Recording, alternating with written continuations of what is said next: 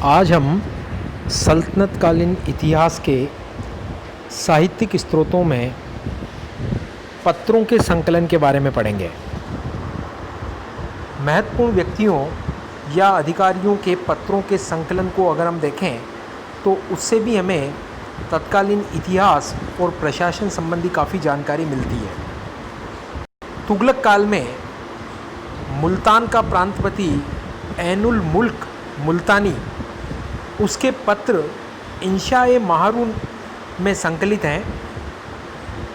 इन पत्रों को पढ़ने से, अर्थात ये जो पत्रों का संकलन है जो इंशा-ए माहरू कहलाता है, मुल्तान के प्रांतपति ऐनुल मुल्क मुल्तानी के पत्र इसमें संकलित हैं। तो इस इंशा-ए माहरू को पढ़ने से हमें मोहम्मद बिन तुगलक और फ़िरोज़ शाह के संबंधों के बारे में काफ़ी जानकारी मिलती है।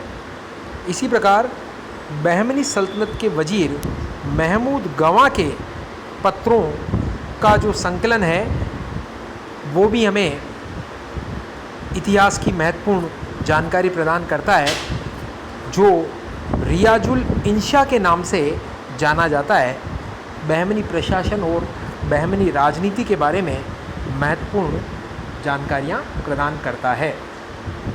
तो महमूद गवां के जो बहमनी सल्तनत का वज़ीर था, उसके पत्रों का संकलन कहलाता है रियाजुल इंशा।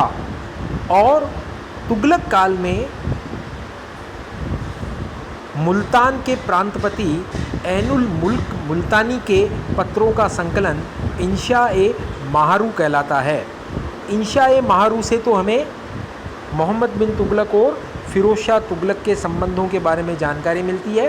और महमूद गवां जो बहमनी सल्तनत का वज़ीर था, उसके पत्रों का संकलन रियाजुल इंशा कहलाता है।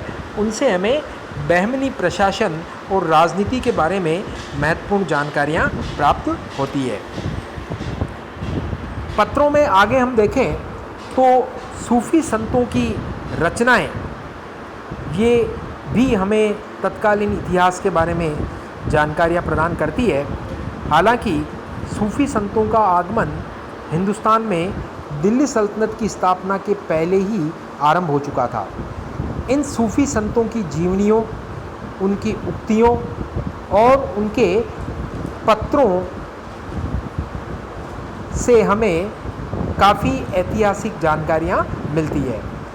सूफ़ी संतों की जो जीवन की जो उक्तियाँ थी, उक्तियाँ का मतलब जीवन में उन्होंने जो बातें कही, सूफ़ी संतों की जो उक्तियाँ थी वो सामूहिक रूप से मलफूजात कहलाती है।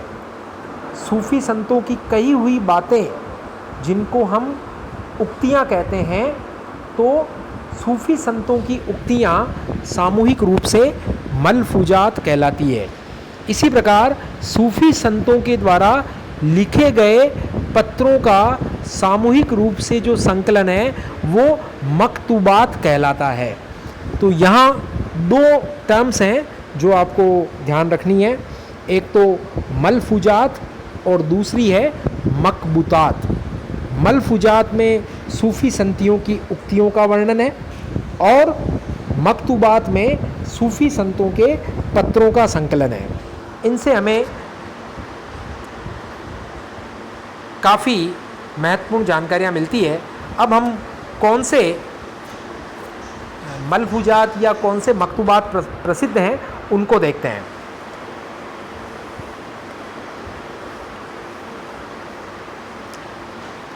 मलफूजात जो सूफ़ी संतों की उक्तियाँ कहलाती है, उसमें पहला आता है फ़वायद उल फ़वाद।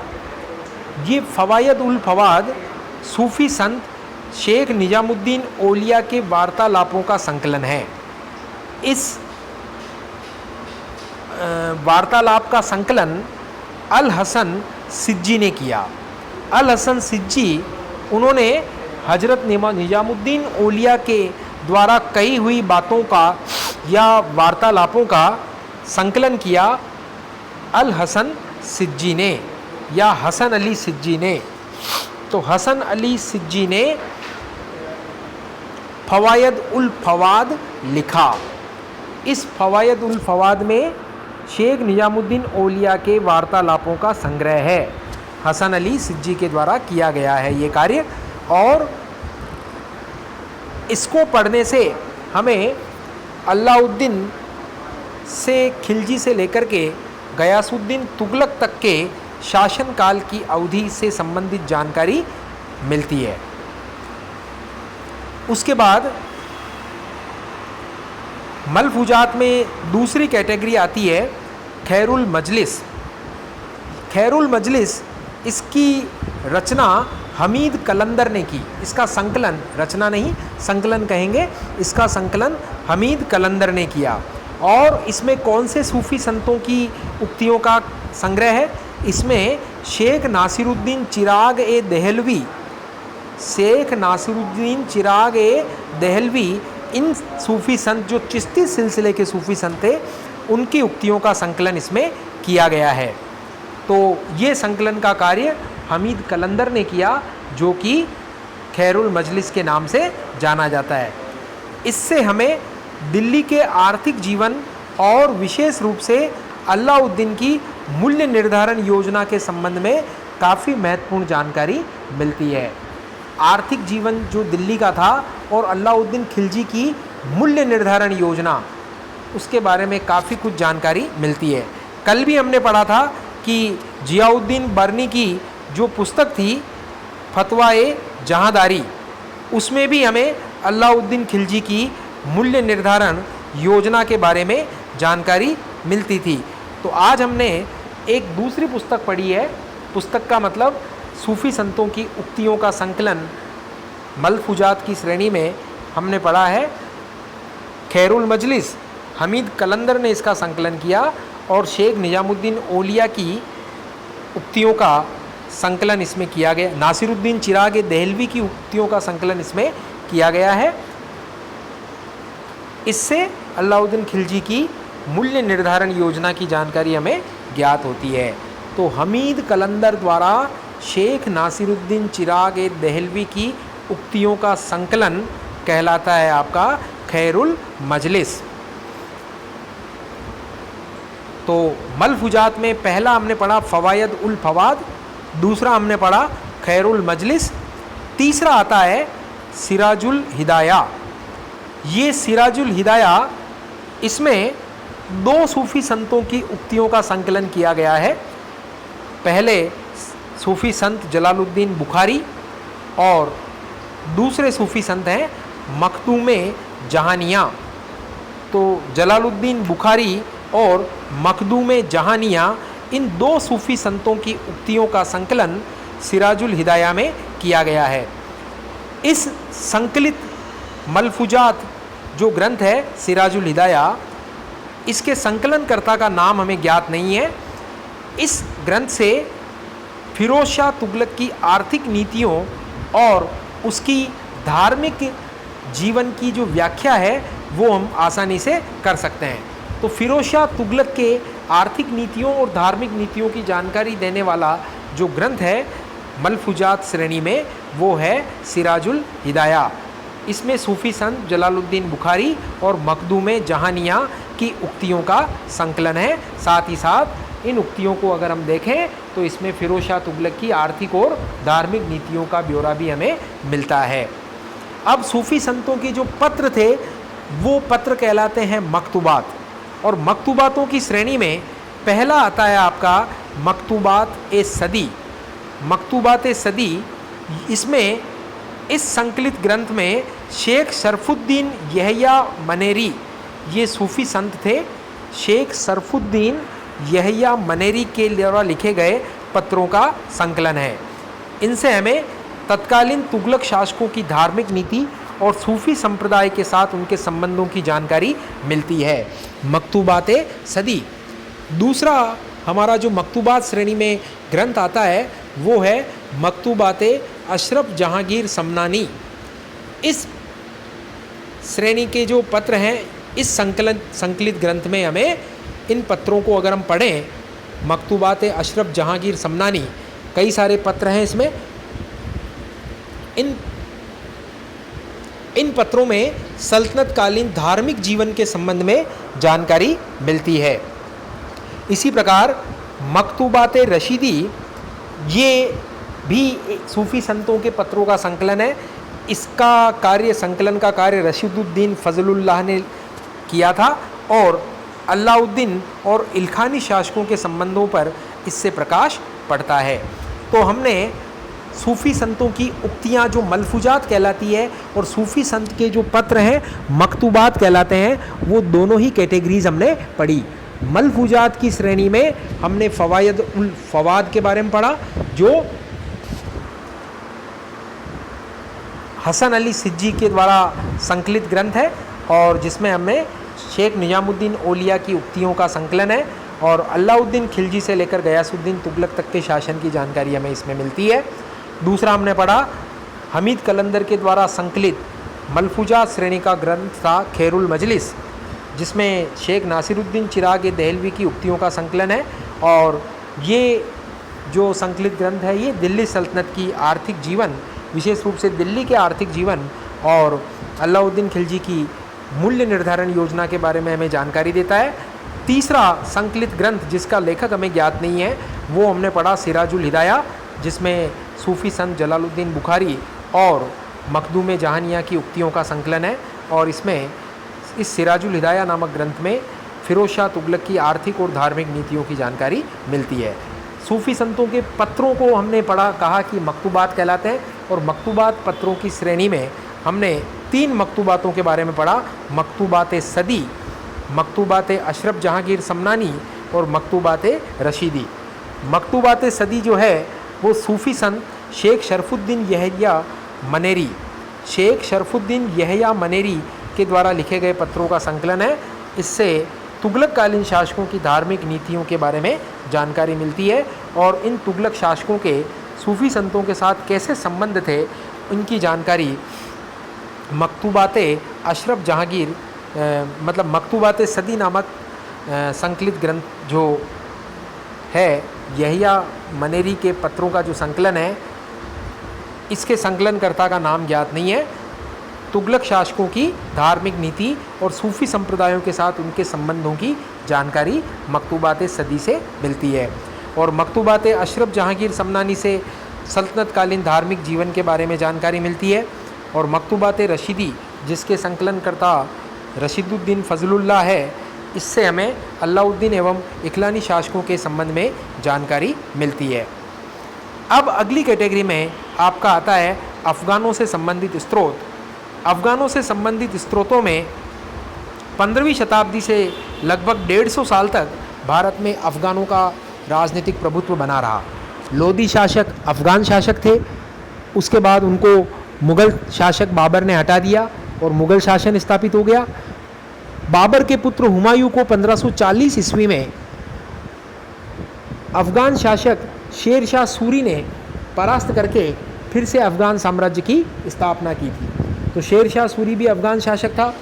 तो अफ़गान शासकों के बारे में हमें सबसे आरंभिक रचना जो मिलती है जो अफ़गान शासन के बारे में जानकारी देती है वो है वाक़ियात मुश्ताकी।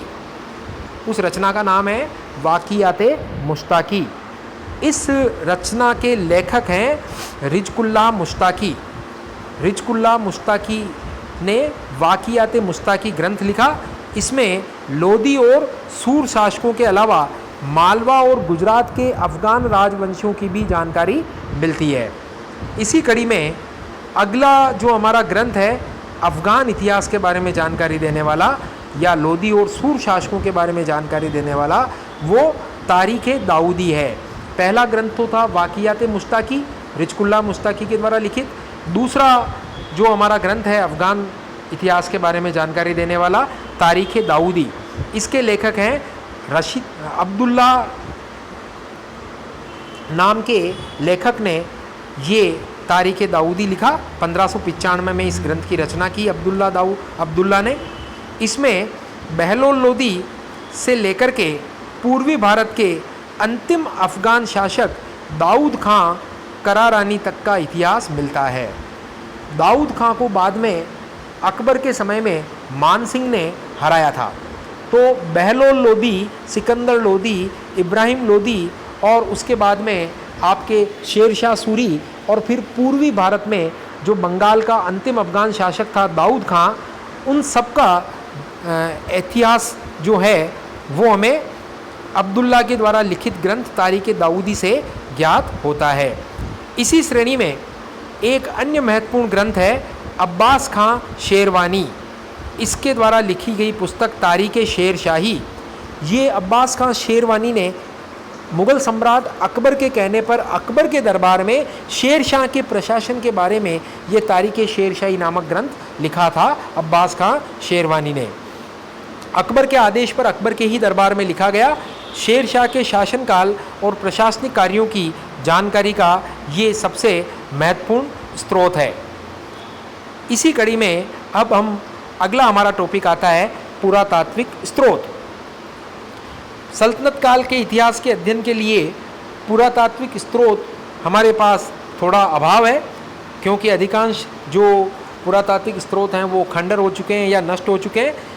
इसके विपरीत इस काल में कुछ भवन अभी भी सुरक्षित स्थिति में हैं, जिनको देख करके हम तत्कालीन भवन निर्माण कला, तक्षण कला, आर्थिक संपदा और हिंद इस्लामी संस्कृति के विकास की पद्धति को समझ सकते हैं। सुरक्षित स्थिति में जो मौजूद भवन हैं उनके अलावा भग्नावशेष समस्त भारत में बिखरे पड़े हैं, जो सल्तनतकालीन शासकों की उपलब्धियों के स्मारक हैं। पुरातात्विक स्रोतों में अभिलेख और सिक्के भी आते हैं, जो भी प्रचुर मात्रा में उपलब्ध हैं। कम महत्वपूर्ण शासकों जिनका विस्तृत वर्णन ऐतिहासिक रचनाओं में नहीं मिलता है, ऐसे कम महत्वपूर्ण शासकों के शासनकाल की जानकारी, जैसे उनकी कौन सी घटना उनके शासनकाल में घटी, उनके राज्य की सीमा कहाँ तक थी, उनका निर्धारण करने में हमें ये सिक्के जो हैं, अभिलेख और सिक्के, ये काफ़ी मदद करते हैं। लेकिन तुलनात्मक रूप से देखने पर यह स्पष्ट है कि साहित्यिक स्रोत अधिक महत्वपूर्ण है और अधिक सहायक भी। तो ये हमारा सल्तनतकालीन इतिहास के स्रोत यहाँ पर आज पूरा हुआ। अब हम मध्यकाल का जो दूसरा भाग है मुग़ल कालीन इतिहास, उसके स्रोतों के बारे में अध्ययन करेंगे। तो मध्यकाल को हमने दो भागों में बांटा था, पूर्व मध्यकाल और सल्तनत काल। तो पूर्व मध्यकालीन इतिहास और सल्तनतकालीन इतिहास की जानकारी के जो स्रोत थे वो हमने पूरे पढ़ लिए हैं। और अब हम मुग़ल काल जो 1526 ईस्वी में स्थापित हुआ, मुग़ल काल के इतिहास के कौन कौन से हमारे स्रोत हैं उनको हम पढ़ेंगे।